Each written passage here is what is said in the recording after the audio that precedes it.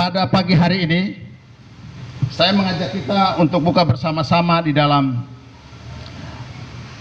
surat 1 Korintus pasal 10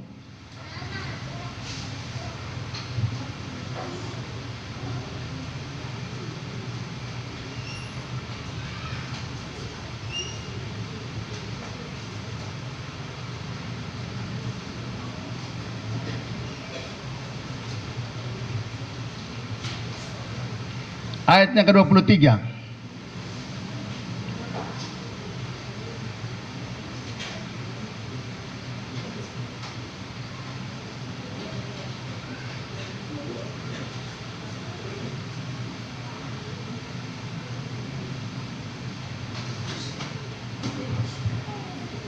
Satu Korintus pasal 10 ayat yang ke-23, karena satu ayat saja untuk menghormati firman Tuhan saya jemput kita semua bangkit berdiri dan kita baca ayat ini secara bersama-sama. Ayat ini berada pada pokok dari Lembaga Alkitab Indonesia, Israel sebagai suatu peringatan. Kita akan baca ayat ke-23 secara bersama-sama.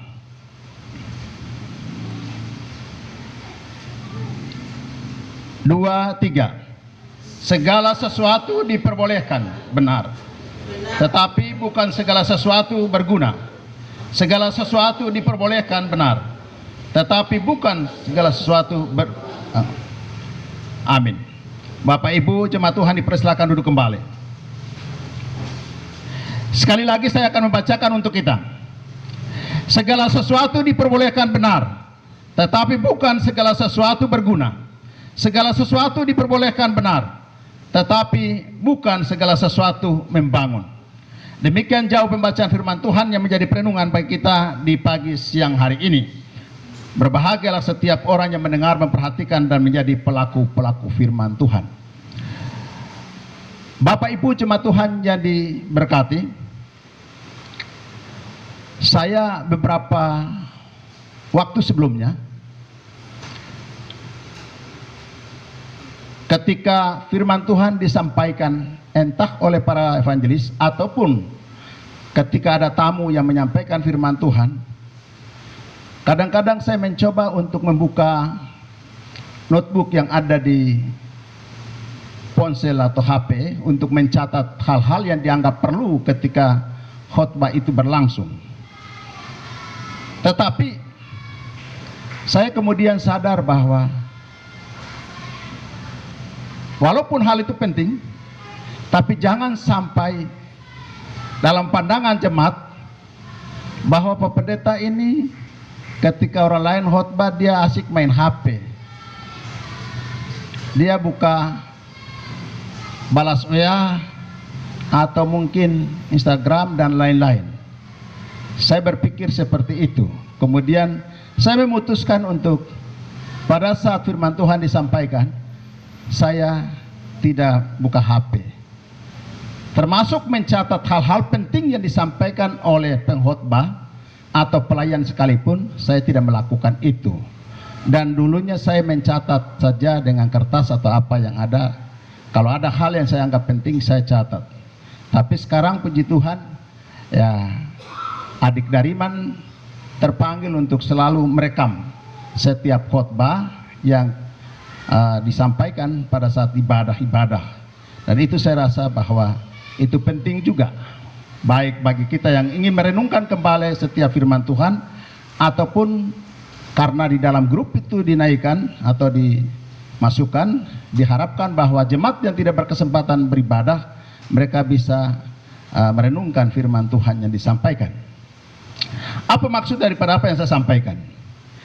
Berdasarkan bacaan kita dari 1 Korintus pasal 10 ayat yang ke-23 tadi, segala sesuatu diperbolehkan, benar, tetapi bukan segala sesuatu berguna.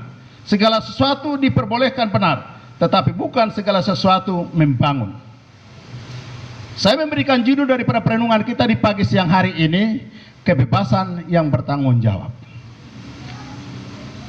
Kebebasan yang bertanggung jawab sangat penting bagi kehidupan manusia yang diciptakan Allah sejak awal, ditempatkan sebagai ciptaan yang mulia, diberikan keistimewaan untuk berpikir, untuk berencana, atau merumuskan apa yang dipikirkan, lalu dikerjakan. Dalam berbagai aspek kehidupan, manusia pada dasarnya memiliki kebebasan. Tetapi pada sisi yang lain, kita juga adalah makhluk sosial. Manusia bukan hanya makhluk pribadi yang memiliki kehendak bebas, memiliki kemampuan untuk memilih, tetapi juga adalah makhluk sosial di mana dia bertanggung jawab dengan orang lain yang ada di sekitarnya, ataupun bertanggung jawab terhadap apa yang ada di sekitarnya. Itulah sebabnya di dalam bacaan kita hari ini, konteks di mana Rasul Paulus menyampaikan surat ini kepada jemaat di Korintus. Orang-orang percaya yang ada di Korintus bukan hanya orang Yunani, tetapi juga orang Yahudi. Sehingga ada petobat-petobat baru yang terbiasa dengan hal-hal yang tidak terbiasa bagi orang Yahudi. Orang Yahudi itu diatur dalam segala hal, termasuk dalam hal makan pun, tidak boleh makan babi, daging babi. Tidak boleh makan daging-dagingan yang berasal dari hewan yang terbelah kukunya. Itu tidak diizinkan, karena memang dilarang. Tapi ketika Rasul Paulus membentuk sebuah komunitas baru yang disebut dengan orang Kristen gereja mula-mula, terafiliasi antara orang Yahudi dan juga orang Yunani. Rasul Paulus pada sisi yang lain, dia mengajarkan tentang kebebasan. Soal bebas makan apa saja, termasuk B2 yang hari ini, ya saya yakin kita semua makan itu. Sementara orang Yahudi, sebagian dari orang Yahudi yang tidak serta-merta langsung melepaskan tradisi keyahudiannya lalu masuk kepada komunitas Kristen, tidak semua hal langsung dia bebas makan minum, tidak. Ada hal-hal tertentu di mana dia perhatikan. Ketika dia lihat orang lain atau orang Yunani, orang-orang yang bukan latar belakang Yahudi, mereka bebas makan, mereka bebas melakukan apa saja, itu dilihatnya sebagai batu sandungan bagi saudara-saudara yang berlatar belakang Yahudi, karena mereka tidak sembarang makan. Demikian juga dia berbicara tentang pentingnya karunia. Hidup di zaman anugerah, Allah memperlengkapi gereja Tuhan, memperlengkapi setiap pribadi dengan karunia yang berbeda-beda, termasuk karunia berbahasa roh. Rasul Paulus melihatnya, kalau kita baca di dalam pasal yang ke-13 tentang karunia, ternyata kebebasan untuk mengekspresikan pekerjaan Roh Kudus dalam dirinya itu juga harus diperhatikan, ya, suasana, kondisi atau kehidupan di mana kita berada, dan kita menyatakan karunia yang ada pada diri kita masing-masing. Bapak Ibu jemaat Tuhan yang diberkati, itulah sebabnya di dalam tulisan Rasul Paulus tentang kehidupan orang Israel sebagai sebuah peringatan, kemudian sampai ke ayat yang ke-23 ini, segala sesuatu diperbolehkan benar, tetapi bukan segala sesuatu berguna. Segala sesuatu diperbolehkan benar, tapi bukan segala sesuatu membangun. Disinilah letak daripada kehidupan kita sebagai makhluk sosial, tetapi juga makhluk pribadi yang diberikan kebebasan mengekspresikan setiap potensi di dalam diri kita. Apa yang kita lihat, apa yang kita dengar, kemudian kita wujud nyatakan itu lewat kata kalimat, tapi juga lewat perbuatan-perbuatan. Bapak Ibu jemaat Tuhan yang diberkati, kita terus diperlengkapi dengan firman Tuhan. Kita diperlengkapi dengan kehidupan modern, di mana akses untuk bisa memperoleh pengetahuan bukan hanya tentang hal-hal yang baik, tetapi juga hal-hal yang tidak baik, hal-hal yang tidak berguna bagi diri sendiri, bagi keluarga, bahkan juga bagi gereja Tuhan, bagi persekutuan. itu selalu diperhadapkan kepada kita. Kebebasan untuk memilih itu juga sangat penting, Bapak Ibu. Manusia diperhadapkan dengan pilihan. Pilihan bebas. Sejak manusia pertama, Adam dan Hawa, juga Allah memperhadapkan kepada mereka kebebasan untuk memilih. Sampai kepada kehidupan bangsa Israel sebagai umat pilihan Allah. Allah punya kuasa memanggil mereka keluar dari perbudakan di Mesir. Kemudian memberikan kepada mereka sebuah misi perjalanan mencapai keselamatan di tanah Kanaan. Dalam perjalanan itu pun mereka diperhadapkan dengan pilihan-pilihan. Kebebasan itu kemudian mereka salah gunakan. Apa yang mereka lihat, apa yang mereka dengar, apa yang mereka rasakan, itu mereka salah gunakan. Terlebih kita yang hidup di akhir zaman ini. Sekali lagi seperti yang tadi saya katakan, bahwa hari-hari ini kita diperhadapkan dengan kemudahan untuk mengakses berbagai informasi, mengakses berbagai kemudahan. Tetapi firman Tuhan pada pagi hari ini kembali mengingatkan kepada kita bahwa segala sesuatu diperbolehkan. Benar, tetapi tidak semua itu membangun. Tidak semua itu berguna. Bagi siapa? Bagi pribadi, bagi keluarga, bagi jemaat, bagi kehidupan sosial, bagi kehidupan bermasyarakat, dan seterusnya. Bapak, Ibu, saudara-saudari yang diberkati oleh Tuhan. Tuhan Yesus telah menanggalkan kebebasannya dengan rela menaklukkan diri dan mengikuti tuntutan hukum Taurat. Dengan jalan itu dia membebaskan kita, dia melepaskan kita dan meletakkan sebagai miliknya yang selalu memiliki kebebasan. Bebas berpikir, bebas bertutur kata, dan bebas bertindak. Tapi pertanyaannya, apakah semua kebebasan itu bermanfaat bagi diri kita, bagi keluarga ataupun bagi persekutuan jemaat, bagi kehidupan bermasyarakat, berbangsa dan bernegara? Tidak. Saya jam 3 subuh tadi, ada teman pendeta yang telepon menyampaikan dinamika yang dihadapi, dan rasanya sudah waktunya untuk dia melepaskan tanggung jawab sebagai pelayan atau sebagai pendeta dalam jemaat.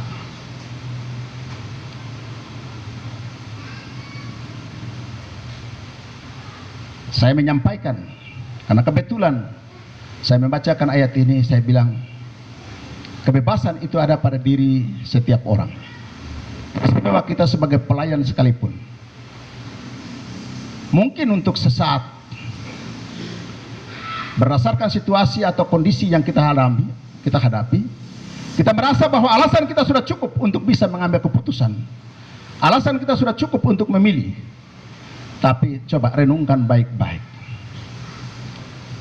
Dan hal itu bukan hanya terjadi dalam kehidupan hamba Tuhan ataupun pendeta yang memangku tanggung jawab dalam dunia pelayanan, tetapi dalam kehidupan kita masing-masing pribadi, interaksi sebagai suami istri. Semua orang punya alasan untuk kapan saja dia marah, kapan saja dia berbicara, kepada siapa, di mana, bagaimana caranya. Itu yang perlu kita perhatikan. Kenapa? Karena kita semua diperhadapkan dengan kebebasan untuk memilih. Bagi yang masih jomblo, yang masih cari calon, yang masih pacaran, kamu punya kebebasan. Orang tua punya tanggung jawab untuk menasihati, untuk mengarahkan. Boleh pacaran, tapi harus begini, harus begitu, dan seterusnya. Ya. Kita punya kebebasan untuk menyaring segala informasi yang diperoleh melalui panca indera, yang kita lihat, yang kita dengar, yang kita cium, yang kita rasakan. Semua itu merupakan informasi yang diperoleh. masuk kemudian, kalau pikiran kita ini tidak terlatih dengan berpikir keras, maka dia lemah. Kalau pikiran sudah lemah, maka informasi itu dia tidak melalui proses, cepat saja numpang lewat, langsung masuk ke dalam hati. Dia masuk ke dalam hati, dari hati itu kemudian olah. Keluarnya seperti apa? Akar kepahitan, kebencian, ya, sukacita, damai sejahtera, atau kemudian keluar dalam bentuk kata kalimat memuaskan orang yang mendengar atau tidak, atau perbuatan-perbuatan kita. Itu semua merupakan reaksi daripada informasi yang kita peroleh, kemudian diolah dalam hati dan terpancar kembali melalui setiap kata kalimat ataupun perbuatan-perbuatan kita. Jadi kebebasan yang kita miliki hari-hari ini, kebebasan orang Kristen adalah kebebasan bertanggung jawab. Jangan kita berpikir bahwa Tuhan menjamin bahwa tidak ada persoalan di dunia ini yang tidak bisa diselesaikan, termasuk dosa adalah merupakan momok bagi manusia sepanjang zaman, sudah diselesaikan oleh Tuhan Yesus di atas kayu salib yang baru saja kita peringati pada minggu lalu. Jadi sekarang saya hidup sebagai orang merdeka, bebas berbuat apa saja, pintu anugerah sudah terbuka, keselamatan itu sudah pasti, bukan sesuatu yang meragukan, sesuatu yang belum pasti. Keselamatan itu sudah pasti, jadi saya bebas saja. Tidak, Bapak Ibu. Kalau itu bebas, untuk apa ada hukum Tuhan? 10 hukum itu mengindikasikan bahwa ada kebebasan untuk memilih. Kalau kita mau diberkati, maka lakukan sesuai dengan perintah Tuhan. Kalau tidak, maka potensi untuk mengalami hukuman Tuhan itu juga selalu ada, kapan saja, di mana saja. Karena Tuhan bukan hanya Allah yang penuh kasih, tapi Allah yang adil. Adil di dalam menuntut. Ketetapannya itu harus ditegakkan. Buktinya apa? Yesus Kristus yang adalah anaknya sendiri, ketika Allah menuntut keadilan itu, maka anaknya sekalipun dia harus korbankan untuk mencapai apa yang telah ditetapkan. Itulah sebabnya pada sisi yang lain kita tahu bahwa Allah kita itu penuh kasih, penuh anugerah, dia maha pemurah, pengampun dan seterusnya. Tetapi jangan lupa kalau Allah kita itu adalah Allah yang adil. Setiap tindakan, setiap kebebasan kita yang salah, yang tidak sesuai dengan prinsip firman Tuhan, itu Tuhan menuntut dengan keadilan. Dengan cara apa? Tuhan mengajarnya dengan teguran-teguran. Kalau teguran itu kemudian tidak membuahkan hasil apa-apa, maka satu-satunya dia panggil pulang untuk bertanggung jawab atas perbuatanmu itu. Bapak Ibu jemaat Tuhan yang diberkati, jemaat di Korintus adalah sebuah jemaat yang rawan dengan berbagai persoalan masalah. Tidak seperti jemaat yang di Efesus, tidak seperti jemaat di Tesalonika. Tetapi jemaat Korintus ini adalah jemaat yang salah mengartikan anugerah Tuhan, kasih karunia Allah bagi mereka. Mereka salah artikan, kemudian mereka hidup dengan bebas. Mereka kawin campur, mereka kawin lepas, termasuk karunia-karunia, hal-hal yang sifatnya rohani pun mereka bebas melakukan dengan cara yang tidak bertanggung jawab dan kemudian menjadi batu sandungan. Itulah sebabnya di dalam tulisan ini Rasul Paulus menegaskan kembali kepada jemaat di Korintus, tetapi juga kepada kita yang hari-hari ini diperhadapkan dengan kebebasan memilih. Segala sesuatu diperbolehkan benar, tetapi bukan segala sesuatu berguna. Segala sesuatu diperbolehkan benar, tetapi bukan segala sesuatu membangun. Kalau kebebasan kita itu tidak berarti apa-apa, untuk apa kita pertahankan kebebasan itu? Ingatlah bahwa kehidupan kita ini ada dua aspek yang harus diperhatikan. Yang pertama, ketika kita ada di dunia ini, ada tanggung jawab kehidupan sosial. Apa yang kita pikirkan, apa yang kita katakan, apa yang kita kerjakan, itu berdampak kepada orang lain yang ada di sekitar kita, membangun atau meruntuhkan. Sebaliknya, lebih daripada itu, dalam tanggung jawab kita kepada Tuhan, segala hal yang kita kerjakan ini adalah merupakan investasi bagi masa depan kita. Ketika kita menyelesaikan kesempatan di dunia ini, kita akan segera bertanggung jawab atas setiap perbuatan-perbuatan kita. Bapak Ibu jemaat Tuhan yang diberkati, saya yakin dan percaya bahwa kebebasan yang hari-hari ini kita miliki di kantor, di pasar, di rumah, di mana saja kita berada sebagai anak Tuhan, marilah kita memperhatikan apa yang dikatakan oleh Rasul Paulus. Kamu adalah surat Kristus yang terbuka. Tidak ditulis dengan tinta, tetapi ditulis dengan roh. Dan itu harusnya terpancar lewat apa yang kita pikirkan, apa yang kita katakan, dan apa yang kita kerjakan. Kalau itu yang kita lakukan, percayalah bahwa itu adalah merupakan sebuah kesaksian hidup yang menarik banyak orang datang kepada gereja, datang kepada Kristus melalui persekutuan. Bapak Ibu jemaat Tuhan, hal ini bukan hanya menjadi tanggung jawab daripada gembala, bukan hanya menjadi tanggung jawab daripada pelayan-pelayan, tetapi setiap orang yang telah menerima Kristus sebagai Tuhan dan Juru Selamat dan mendeklarasikan imannya melalui sakramen sakramen baptisan kudus dan diikuti lagi dengan perjamuan kudus. Kita bertanggung jawab untuk melakukan itu sebagai pertanggungjawaban kita dalam persekutuan sebagai gereja Tuhan. Itulah sebabnya dalam persekutuan kita di tempat ini sudah ditetapkan bahwa setiap awal bulan atau minggu pertama di setiap bulan itu kita laksanakan perjamuan kudus. Kenapa? Ini perjamuan sudah ada, padahal baru 2 minggu lalu kita sudah lakukan, kita lakukan lagi. Karena kita komitmen dengan apa yang sudah kita tetapkan bahwa minggu pertama di setiap awal bulan harus dilaksanakan perjamuan kudus.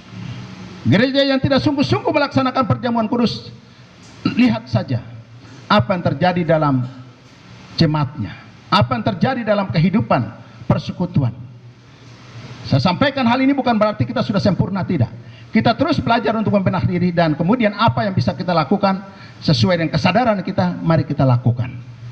Bapak Ibu jemaat Tuhan yang diberkati, dalam kehidupan kita, kehidupan sosial, bukan tanggung jawab kita di dalam mengekspresikan kebebasan kita bukan hanya terkait dengan sesama orang percaya. Kalau dalam gereja kita kelihatannya alim-alim semua, tapi setelah kita ada di tempat lain, jauh daripada jangkauan mata pendeta, jauh daripada jangkauan mata orang tua, jauh daripada jangkauan mata majelis, apa yang kita lakukan di sana? Apakah hal-hal baik atau tidak? Jauh dari pimpinan kita, kita munafik sekali. Kalau di depan pimpinan, di depan gereja, dalam gereja, itu kelihatannya semua kita malaikat. Bapak Ibu jemaat Tuhan, termasuk kita sebagai hamba Tuhan sekalipun. Tetapi marilah kita memperhatikan apa yang dikatakan oleh Rasul Paulus di dalam perenungan kita hari ini. Segala sesuatu yang diperhadapkan kepada kita dalam pikiran, perkataan, mari kita perhatikan, sebab kebebasan memilih itu akan berdampak bagi diri kita, tetapi juga bagi keluarga, bagi setiap orang yang ada di sekitar kita. Kalau kita menabur yang baik, sudah pasti kita akan menuai yang baik juga. Tapi kalau kita menabur bibit daripada perpecahan dalam kehidupan keluarga, tunggu waktunya saja. Persoalannya akan muncul dalam keluarga, kau sendiri tidak akan sanggup untuk menyelesaikan. Termasuk dalam kehidupan jemaat. Bapak Ibu jemaat Tuhan yang diberkati. Kenapa seperti itu? Karena iblis tidak pernah jauh daripada persekutuan orang percaya. Dia selalu ada di depan, ada di belakang kita, ada di sekitar kita. Kapan kita lengah, kapan kita lalai, di situ dia lancarkan serangannya. Dan serangan yang paling berbahaya adalah melalui orang terdekat, orang yang kita percaya, bisa melalui istri, bisa melalui suami, bisa melalui pacar. Siapa yang selama ini paling dekat dengan kita dan seolah-olah kita percaya sepenuhnya kepada dia, justru serangan itu akan datang daripadanya. Bapak Ibu jemaat Tuhan yang diberkati, pada minggu pagi hari ini, hal utama yang saya ingin tekankan kepada kita bahwa kita telah mengalami kasih karunia Tuhan. Tuhan telah mengorbankan segala potensi dalam dirinya, merelakan dirinya disalibkan. Dengan demikian dia memberikan kepada kita kebebasan untuk hidup di zaman anugerah. Kita berpotensi untuk mengalami kasih karunia Allah. Tetapi kasih karunia Allah itu jangan kita salah gunakan, seolah-olah bahwa Tuhan sudah selesai melakukan segala sesuatu, seperti khotbah pada 2 minggu lalu, di mana salah satu perkataan Tuhan Yesus di atas kayu salib, sudah selesai, segala sesuatu telah selesai, segala tuntutan hukum Taurat sudah selesai, dosa telah selesai, sakit penyakit telah selesai, dan berbagai persoalan-persoalan dunia telah selesai melalui kematian Tuhan. Kalau sudah selesai, untuk apa kita berjuang lagi? Bapak Ibu, Yesus melakukan bagiannya, tetapi ada bagian-bagian tertentu di mana setiap orang harus bertanggung jawab atas apa yang dia pikirkan, apa yang dia katakan, dan apa yang dia lakukan. Karena pada akhirnya kita semua akan diminta pertanggungjawaban. Sebagian daripada Proses pertanggungjawaban itu akan terjadi setelah kita menghadap tahta pengadilan Allah. Tapi sebagian juga Tuhan minta pada saat kita ada di dunia ini. Apa yang kita tabur pada hari kemarin, hari ini kita tuai. Apa hari ini kita tabur, besok kita tuai. Jadi karena itu merupakan sebuah hukum alam yang melekat dalam kehidupan manusia, dan juga difirmankan hendaknya kita memperhatikan supaya baik, berhasil dan beruntung dalam kehidupan. Ada orang berhasil tapi tidak beruntung. Ya. Orang yang beruntung adalah orang yang berhasil. Bapak Ibu jemaat Tuhan yang diberkati, saya tidak panjang lebar dalam menyampaikan firman Tuhan. Pikirannya firman Tuhan yang disampaikan dengan singkat ini menjadi perenungan dalam kehidupan kita, dalam kehidupan keluarga, dalam persekutuan kita, dan kita terus diperbaharui untuk merasakan kasih karunia Tuhan. Amin.